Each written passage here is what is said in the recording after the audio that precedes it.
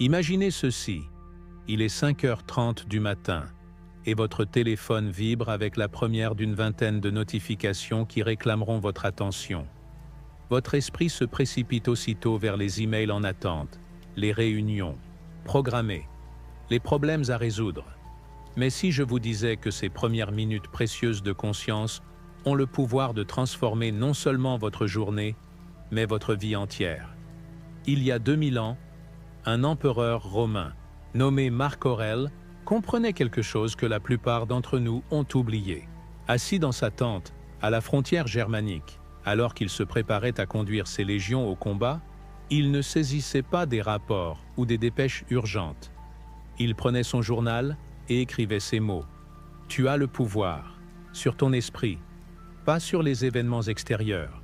Prends-en conscience, et tu trouveras la force. » Ce n'était pas de simples élucubrations philosophiques, mais une sagesse pratique forgée dans le creuset de la responsabilité absolue, où chaque décision pouvait être une question de vie ou de mort pour des milliers d'hommes. Et voici ce qu'il découvrit. La qualité de votre journée, de votre vie, se joue dans la façon dont vous choisissez d'aborder ces premiers instants de conscience. Aujourd'hui, je vais partager avec vous 9 pratiques stoïciennes anciennes qui transformeront vos matins d'une course chaotique en un socle de calme inébranlable et d'action intentionnelle. Ce ne sont pas des platitudes bien pensantes, ni des techniques de développement personnel à la mode. Ce sont des principes éprouvés par les épreuves qui ont guidé empereurs, esclaves et chacun d'entre nous dans les circonstances les plus difficiles. La première pratique pourrait vous surprendre tant elle est simple, au point que beaucoup la balayent d'un revers de main. Pourtant, vous le verrez, c'est dans la simplicité que réside le véritable pouvoir. Avant de consulter votre téléphone, avant de penser à votre liste de tâches, avant même de sortir du lit, prenez 60 secondes pour vous ancrer dans le miracle d'être en vie. Observez votre souffle qui entre et sort sans aucun effort de votre part. Sentez votre cœur battre régulièrement dans votre poitrine. Prenez conscience du poids de votre corps sur le matelas, de la température de l'air sur votre peau. Ce n'est pas de la méditation au sens classique, mais ce que les stoïciens appelaient prosoche, un instant d'attention bienveillante qui bascule votre cerveau du mode réactif au mode intentionnel. Lorsque vous vous réveillez et que vous attrapez immédiatement votre téléphone, vous confiez le contrôle de votre esprit à quelque algorithme qui décide de ce que vous devez voir en premier. Mais quand vous commencez par ce simple exercice de présence, vous reprenez ce contrôle. Essayez-le tout de suite, même pendant que vous lisez ceci. Prenez une profonde inspiration et notez 3 choses que vous percevez à cet instant. Peut-être le son de ma voix, le mouvement de l'air, dans vos narines, ou la texture de la surface que vous touchez. Cette minute unique de pleine conscience crée un intervalle entre la réaction inconsciente et le choix conscient.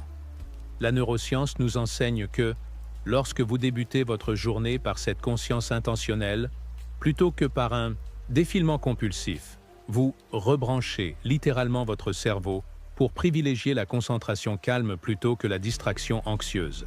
Le cortex singulaire antérieur, responsable de la régulation de l'attention, se renforce grâce à cet exercice quotidien. Vous ne commencez pas seulement la journée différemment, vous entraînez votre esprit à fonctionner depuis une source de force centrée au lieu d'une faiblesse dispersée. Mais la conscience sans direction, c'est comme un moteur parfaitement réglé sans volant. Voilà qui nous amène à la deuxième pratique, que les anciens stoïciens utilisaient pour parcourir leur journée avec un but inébranlable. Chaque matin, Marc Aurèle se posait une question simple mais profonde. Que vais-je accomplir aujourd'hui et pourquoi cela importe-t-il? Il ne s'agissait pas de dresser une liste interminable de tâches, ni d'augmenter sa productivité à tout prix, mais de clarifier ses intentions si profondément que chaque action s'alignerait sur ses valeurs les plus profondes. Voyez l'intention comme le gouvernail d'un navire traversant l'océan. Sans elle, le plus puissant des vaisseaux dérivera au gré des courants. Vos intentions quotidiennes remplissent la même fonction. Elles vous guident à travers les tempêtes et les distractions inévitables de chaque journée. Le secret, c'est Que les intentions efficaces ne sont pas de vagues souhaits du type « je veux être plus heureux » ou « j'espère que tout ira bien ». Elles suivent une formule précise que les stoïciens ont perfectionnée au fil des siècles. Chaque intention matinale doit répondre à 3 questions. Qu'est-ce que je veux accomplir exactement? Pourquoi cela compte-t-il pour mon but profond? Et quelle action précise, même minuscule, vais-je poser pour avancer vers cet objectif? Par exemple, au lieu de dire « je veux être un meilleur partenaire », vous pourriez formuler « aujourd'hui, j'écouterai ma conjoint pendant 30 minutes sans l'interrompre, car des relations solides naissent de la compréhension authentique, et je le démontrerai en rangeant mon téléphone pendant notre café matinal. » Observez la précision de cette formulation. L'action est claire, le pourquoi est lié à une valeur profonde, et le comportement mesurable est défini. C'est ainsi que les intentions deviennent plus que de simples souhaits. Elles deviennent la base d'un changement significatif. J'ai connu une femme débordée par son travail exigeant et ses jeunes enfants. Chaque matin lui semblait chaotique, chaque soir une défaite. Lorsqu'elle a commencé à se fixer des intentions claires chaque jour, tout a changé. Plutôt que de vouloir être parfaite partout, elle choisissait une manière spécifique de se montrer authentique ce jour-là. Aujourd'hui, je consacrerai toute mon attention à l'heure du compte de ma fille, car ces moments comptent plus que répondre à mes emails. Ou, aujourd'hui, j'effectuerai d'abord ma tâche professionnelle la plus importante, car contribuer significativement donne un sens à ma vie. En quelques mois, elle s'est sentie plus maîtresse de sa vie qu'elle ne l'avait été depuis des années, non pas parce que ses circonstances avaient changé, mais parce que sa façon de les aborder avait été transformée par la puissance de l'intention claire. Pourtant, une intention sans discipline pour la réaliser n'est qu'un autre type de vœu pieux. Et c'est là que nous touchons peut-être à la vertu la plus mal comprise de notre époque. Quand on entend le mot « discipline », on imagine souvent privation, règles austères et obligations joyeuses absentes.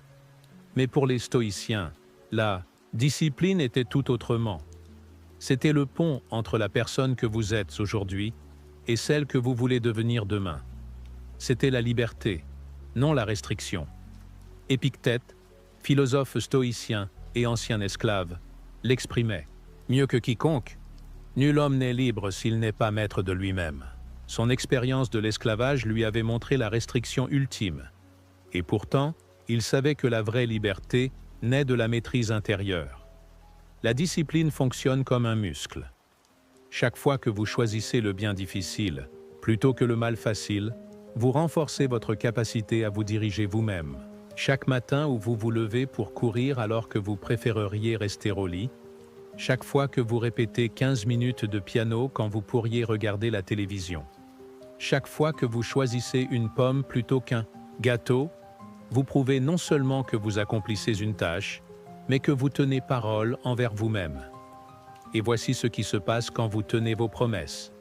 Votre estime de vous-même grandit, votre confiance augmente, votre sentiment d'agir s'élargit. Vous cessez de vous voir comme quelqu'un à qui les choses arrivent, pour devenir quelqu'un qui fait advenir les choses. Prenez David, un homme qui vint me voir complètement bloqué, en surpoids, endetté et enfermé dans un emploi qu'il haïssait. Il avait tenté le changement à plusieurs reprises, mais chaque grand plan s'effondrait en quelques semaines. Nous avons donc commencé par la discipline la plus petite possible, faire son lit chaque matin avant toute autre chose. Cela paraît anodin, n'est-ce pas? Pourtant, pour la première fois depuis des années, David accomplissait quelque chose chaque jour. Ce petit succès lui a donné la confiance nécessaire pour ajouter une nouvelle discipline. Une marche de 10 minutes, après le déjeuner, puis une autre, lire 15 minutes avant le coucher, au lieu de faire défiler les réseaux sociaux. Au bout d'un an, David avait perdu 20 kilos, lancé une activité parallèle qui a fini par remplacer son travail et transformer sa relation avec lui-même. Non pas grâce à une volonté surhumaine ou à des changements spectaculaires, mais par l'effet cumulatif de petites disciplines constantes qui lui prouvaient, jour après jour, qu'il était quelqu'un de fiable envers lui-même.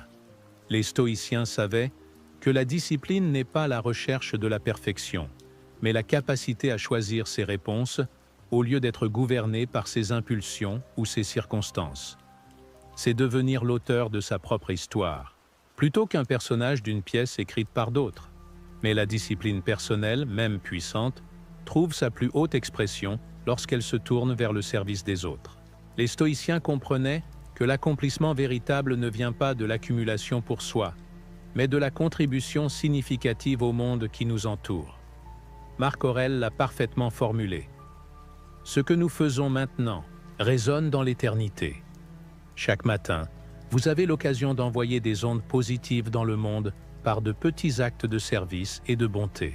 Pas besoin de gestes grandioses. Souvent, les plus puissants sont les plus simples.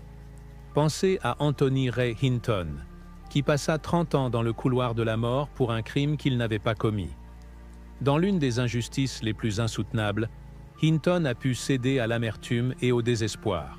Au lieu de cela, il choisit de servir ses compagnons de cellule en élevant leur morale, en arbitrant les conflits et en offrant l'espoir à ceux qui l'avaient perdu.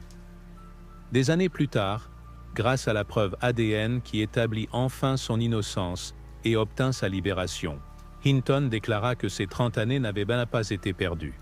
C'étaient les années où il apprit la vérité la plus profonde sur l'existence humaine. Le sens ne vient pas de ce qui vous arrive, mais de la façon dont vous choisissez de répondre, particulièrement en servant les autres dans les circonstances les plus sombres. Vous n'avez pas besoin de savoir vivre en prison pour appliquer cette sagesse. Chaque matin vous offre d'innombrables occasions de servir. Écoutez vraiment votre adolescent raconter sa journée, retenir l'ascenseur pour quelqu'un qui court, offrir un compliment sincère au caissier fatigué du supermarché. Ces petits actes de service accomplissent quelque chose de remarquable pour votre cerveau et votre esprit.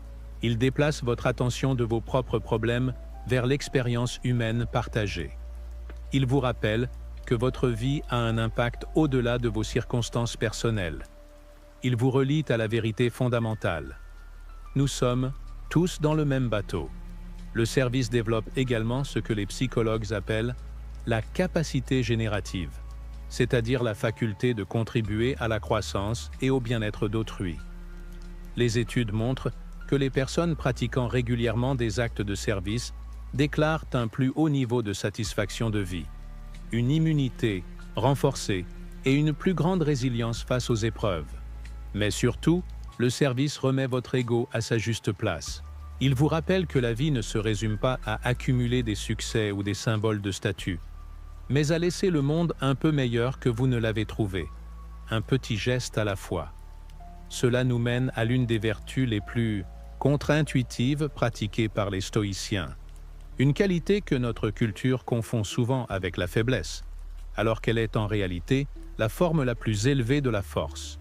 L'humilité pour les stoïciens n'était pas se dévaloriser, mais se penser moins soi-même. C'était reconnaître que la sagesse ne grandit que dans le sol fertile de l'aveu de son ignorance, de la conscience de tout ce qu'il reste à apprendre, et de la dépendance de notre réussite à des facteurs hors de notre contrôle. Le chercheur Jim Collins l'a mis en lumière dans son étude des leaders de niveau 5, ces PDG ayant transformé des entreprises en les menant vers l'excellence durable. Ces dirigeants combinaient une volonté professionnelle farouche et une humilité personnelle sincère. Ils étaient ambitieux pour leurs organisations, pas pour eux-mêmes. Lorsqu'ils réussissaient, ils créditaient leurs équipes et les circonstances favorables. Lorsqu'ils échouaient, ils se tournaient d'abord vers le miroir. Ce n'est pas de la fausse modestie, c'est de la sagesse. Stratégique, aborder chaque journée avec humilité authentique produit plusieurs effets puissants. D'abord, vous devenez un meilleur apprenant, car vous ne défendez plus votre ego contre toute nouvelle information. Ensuite, vous renforcez vos relations, car on fait confiance à quelqu'un qui écoute plus qu'il ne parle et qui reconnaît ses erreurs. Enfin, vous gagnez en résilience, votre estime n'étant plus fondée sur le besoin d'avoir toujours raison. Pensez aux personnes que vous respectez le plus et avec qui vous aimez passer du temps. Je parie qu'elles ont cette humilité authentique. Elles s'intéressent vraiment à vos idées. admettent volontiers leurs fautes, distribuent volontiers les éloges et vous font sentir entendus et valorisés. L'humilité est aussi l'antidote à l'une des forces les plus destructrices de la vie moderne, le besoin d'avoir toujours raison. Lorsque vous vous réveillez chaque matin dans un état d'esprit humble, vous pouvez transformer les désaccords en opportunités d'apprentissage, plutôt qu'en bataille à gagner. Vous accueillez le feedback comme un cadeau et non comme une attaque. Vous admettez votre ignorance sans honte, car vous savez que ne pas savoir est juste le premier pas vers l'apprentissage. Marc Aurèle, malgré l'immense pouvoir qu'il détenait, écrivait dans son journal « Sois comme le promontoire rocheux sur lequel les vagues viennent sans cesse se briser. Il reste ferme, et autour de lui, les flots en furie se calment. Voilà l'humilité en action. Demeurez solide et paisible, laissant les tempêtes de l'ego et de l'émotion s'éteindre sans troubler votre paix intérieure. Mais l'humilité doit être équilibrée par le courage, car la vie vous exposera inévitablement à des défis qui nécessitent d'avancer malgré la peur et l'incertitude. Les stoïciens avaient une vision radicale de la peur. Ils ne la considéraient non pas comme un ennemi à éviter ou à surmonter, mais comme une boussole, pointant vers la croissance. Ils savaient que tout ce qui compte vraiment se trouve au-delà de la peur. La plupart des peurs qui dominent nos vies quotidiennes ne sont pas des réactions à un danger physique réel, mais des constructions mentales fondées sur des scénarios, futurs imaginés, qui le plus souvent ne se réalisent jamais. La peur de parler en public, la peur d'échouer, la peur d'être rejeté, la peur d'avoir l'air ridicule, ce sont des barrières psychologiques, non des menaces pour notre survie. Voici une pratique stoïcienne pour affronter la peur. Examinez vos peurs avec franchise et demandez-vous quel est le pire scénario plausible. Et si ce pire cas se produisait, comment m'en sortirais-je? Vous constaterez souvent que même la pire issue reste quelque chose dont vous pouvez vous relever et tirer des enseignements. La vraie magie survient quand vous entreprenez de petits pas vers ce qui vous effraie. Chaque fois que vous sortez légèrement de votre zone de confort, celle-ci s'élargit. Chaque acte de courage, aussi petit soit-il, renforce votre capacité pour des actes plus grands à l'avenir. Je pense à Sarah, comptable de profession, qui rêvait de vivre de sa musique mais était paralysée par la peur de se produire en public. Au lieu d'attendre la disparition de ce sentiment, elle fit le pas le plus petit possible, s'inscrire à une soirée open mic dans un café pour jouer une seule chanson. La semaine précédant la représentation fut terrifiante. Elle faillit annuler 3 fois. Mais le moment venu, elle monta sur scène, main tremblante, joua son morceau et reçut de chaleureux applaudissements d'une douzaine de spectateurs. Cet acte courageux unique changea tout, non pas parce qu'elle devint une sensation du jour, au lendemain, mais parce qu'elle se prouva à elle-même qu'elle pouvait avoir peur et agir malgré tout. 6 mois plus tard, elle jouait régulièrement en ville. 1 an après, elle quitta son poste de comptable pour se consacrer à la musique à plein temps.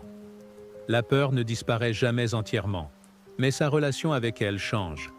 Au lieu de la considérer comme un panneau « arrêt », elle y vit une boussole pointant vers sa zone de croissance. Les stoïciens savaient que le courage n'est pas l'absence de peur, mais la décision d'agir en accord avec vos valeurs malgré la peur. Chaque matin, vous avez l'opportunité de poser un petit acte de courage, un pas de plus hors de votre zone de confort, qui élargira votre perception de ce qui est possible dans votre vie. Pourtant, le courage sans foi en soi est comme conduire une voiture frein à main serrée. Vous avancez, mais jamais à pleine vitesse. Le socle de toute réussite, de toute croissance, de toute contribution significative, repose sur une foi inébranlable en votre valeur et votre capacité. Ce n'est ni de l'arrogance, ni de l'illusion, mais la reconnaissance réaliste que vous possédez une valeur intrinsèque en tant qu'être humain, capable d'apprendre, de grandir et de contribuer, quelles que soient dans vos circonstances. Les stoïciens comprenaient que votre valeur personnelle ne se mesure ni à vos succès, ni à vos biens, ni à votre titre, ni aux opinions d'autrui. Elle est inhérente, inscrite dans le simple fait de votre existence. Vous n'avez pas à la gagner ou à la prouver à travers des accomplissements extérieurs. Cette compréhension libère, car elle signifie que les échecs, les rejets et les revers ne diminuent pas la personne que vous êtes. Ils ne sont que des retours d'expérience, des frais de scolarité payés à l'université de la vie. Rappelez-vous Edison, qui parla de ses milliers d'essais infructueux pour inventer l'ampoule. Je n'ai pas échoué 10 000 fois. J'ai trouvé 10 000 façons de ne pas faire une ampoule. Ce n'était ni de la pensée positive, ni du déni, mais un changement radical de perspective sur la signification de l'échec et sa portée personnelle. Quand vous avez une foi authentique en vous-même, vous abordez les défis différemment. Qu'Adam, au lieu de demander « Et si j'échoue ?», vous vous demandez « Qu'apprendrai-je ?» Au lieu de chercher l'approbation des autres, vous cherchez l'alignement avec vos propres valeurs. Au lieu d'éviter les risques, vous en prenez de calculés, car vous faites confiance à votre capacité à gérer les conséquences. Cette foi en soi doit se raviver chaque matin, surtout dans un monde qui tire profit de votre sentiment d'insuffisance, de votre besoin de validation externe. Chaque matin est une occasion de vous rappeler votre valeur intrinsèque et votre potentiel de croissance. Pensez à un moment où vous avez surmonté un défi, appris une compétence difficile ou persévéré, dans une période éprouvante. Ce n'était pas un coup de chance, mais la preuve de votre force intérieure et de votre résilience. Vous avez accès à ces mêmes qualités, ici et maintenant, dans la situation que vous traversez. La pratique est simple. Chaque matin, avant que les doutes et les insécurités n'envahissent votre esprit, rappelez-vous qui vous êtes vraiment. Pas les rôles que vous jouez ni les étiquettes que les autres vous collent, mais l'être conscient capable de choix, de croissance et de contribution. Ce n'est pas de l'illusion, mais de la reconnaissance de soi. Mais la foi en soi doit rester ancrée dans la réalité. Et la réalité ne se trouve qu'à un seul endroit, le moment présent. Les stoïciens étaient maîtres de l'attention au présent, non pas pour échapper à la responsabilité, mais comme base de l'action, efficace. Ils savaient que la vie ne se déroule ni dans le passé ni dans le futur, mais maintenant, dans ce moment, dans les choix que vous faites et l'attention que vous accordez. Marc Aurèle, malgré un empire à diriger et des guerres à mener, se rappelait souvent « Limite-toi au présent ». Il ne fuyait pas la planification à long terme, mais comprenait que l'attention au présent est la source de tout pouvoir et de toute paix. Quand votre attention est partagée entre des regrets du passé et des angoisses du futur, vous manquez le seul moment où vous pouvez réellement influencer votre vie, maintenant. Quand vous êtes pleinement présent, vous prenez de meilleures décisions, car vous répondez à ce qui est réellement plutôt qu'à vos craintes ou vos fantasmes. L'as, pleine présence, transforme aussi vos relations. Quand vous offrez à quelqu'un votre attention totale, quand vous écoutez pour comprendre et non pour répondre, quand vous êtes vraiment là pour lui, quelque chose de magique se produit. La personne se sent vue et valorisée. Un cadeau, de plus en plus rare dans notre monde distrait. Souvenez-vous de la dernière fois où quelqu'un vous a accordé son attention indéfectible. Comment vous êtes-vous senti? Quel impact cela a-t-il eu sur votre sentiment de connexion? Maintenant, réfléchissez à la fréquence à laquelle vous offrez ce même cadeau aux autres. La présence produit également un état que les psychologues appellent « flow ». Quand vous êtes pleinement engagé dans ce que vous faites, au lieu de ressasser des conversations passées ou de vous inquiéter des rendez-vous futurs, le temps semble ralentir, le stress diminue et votre performance atteint souvent son niveau, le plus élevé. Mais surtout, la pleine conscience est le seul lieu où gratitude, joie et paix peuvent émerger. Ce ne sont pas des promesses du futur ni des souvenirs du passé, mais des expériences accessibles dès maintenant si vous êtes assez présent pour les percevoir. Chaque matin, vous pouvez décider de rechercher davantage le présent tout au long de la journée. Pas de façon parfaite, c'est impossible, mais en y revenant consciemment.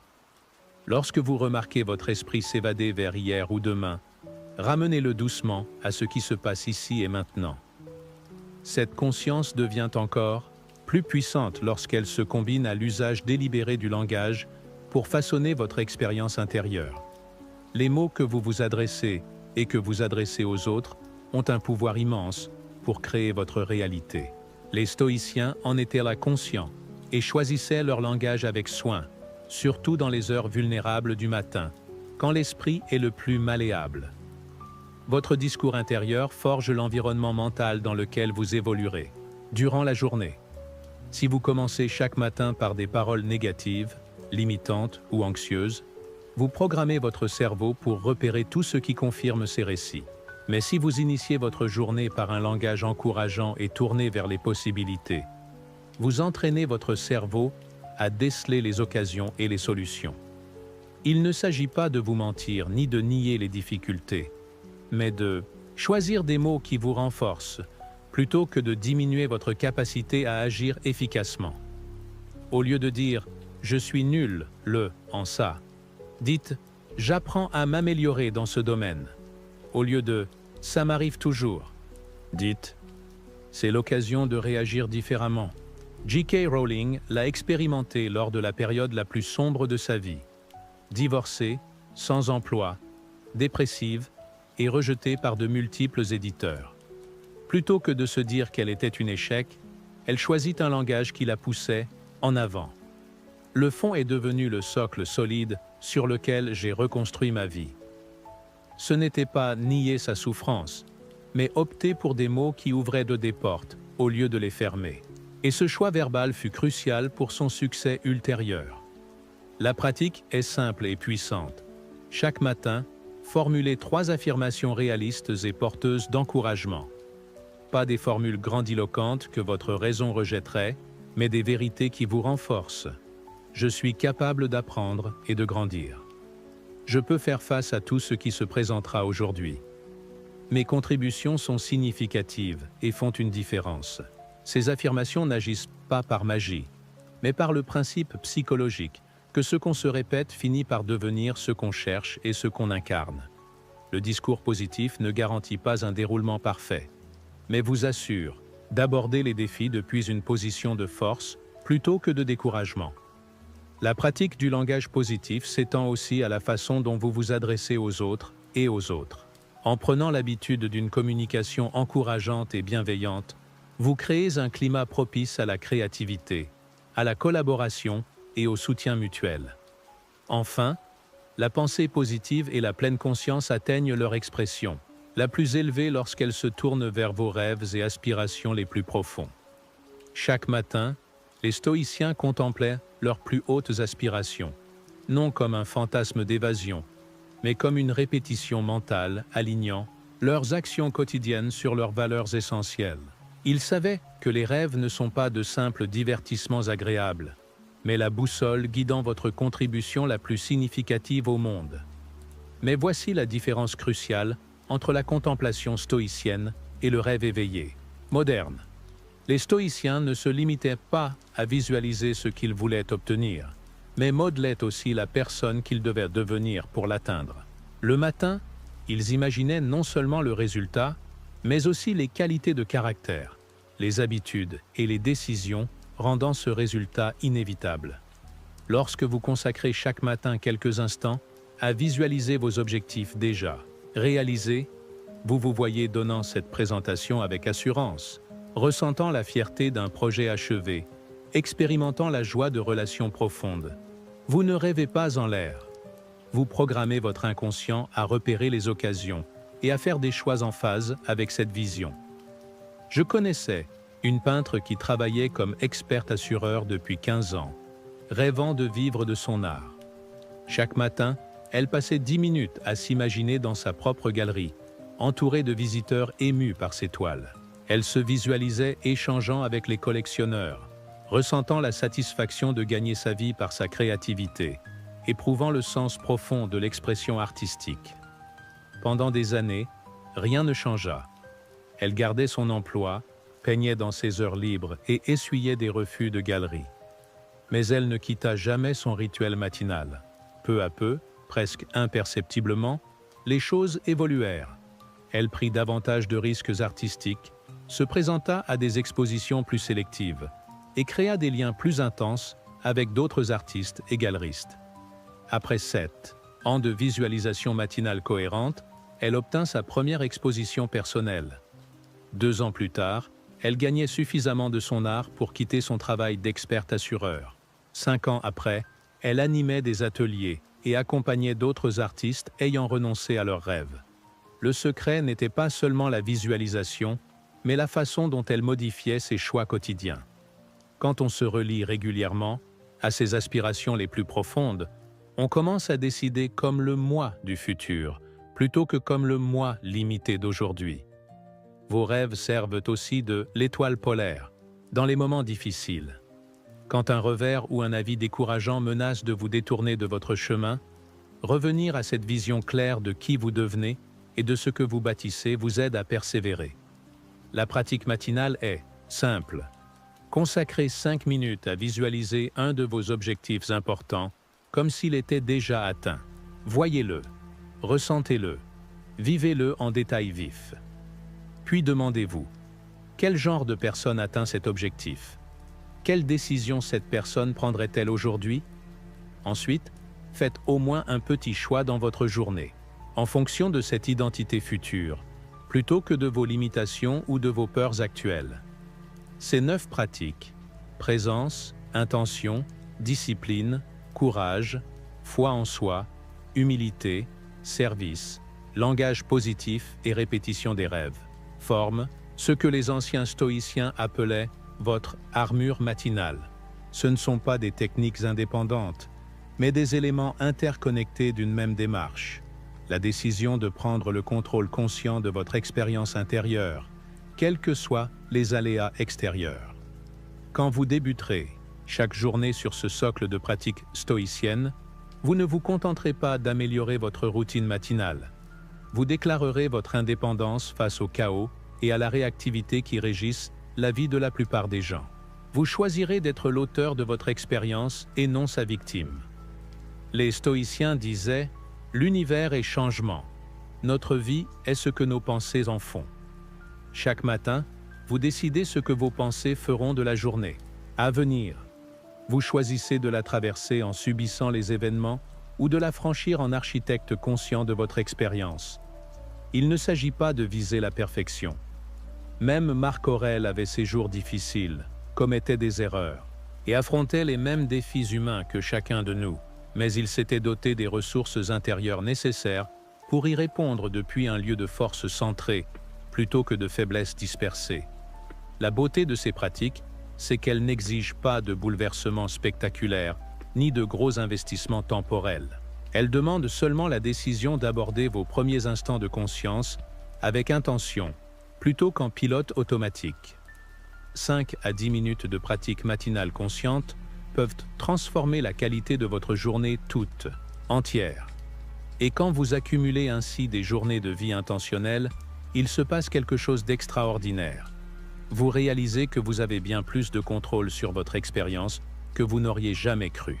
Vous comprenez que les circonstances extérieures, si importantes soient-elles, ne déterminent pas votre sentiment d'épanouissement et de paix. Vous devenez ce que les stoïciens appelaient invincible, non pas parce que rien ne peut vous atteindre, mais parce que vous avez développé les ressources intérieures pour affronter avec sagesse, courage et équanimité tout ce qui surgit. Les anciens stoïciens croyaient que ce mode de vie n'était pas seulement bénéfique pour l'individu, mais essentiel à la santé de la société. Lorsque chacun assume la responsabilité de son expérience intérieure, affronte les défis avec sagesse plutôt que réactivité, sert les autres depuis la force plutôt que la dépendance, l'ensemble de la communauté s'en trouve enrichi. Votre pratique stoïcienne matinale n'améliorera pas seulement votre vie, mais fera de vous la personne qui élève tous ceux qui vous entourent par son exemple, sa présence et sa contribution. Demain matin, quand votre alarme retentira, vous ferez face au même choix que chaque être humain depuis l'aube de la conscience.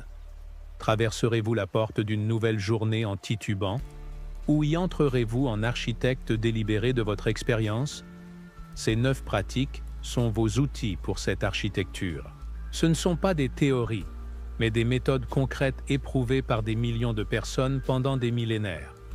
Elles ne fonctionnent pas par magie, mais par le simple pouvoir du choix conscient appliqué avec constance. Votre vie est trop précieuse. votre potentiel trop vaste pour les laisser au hasard.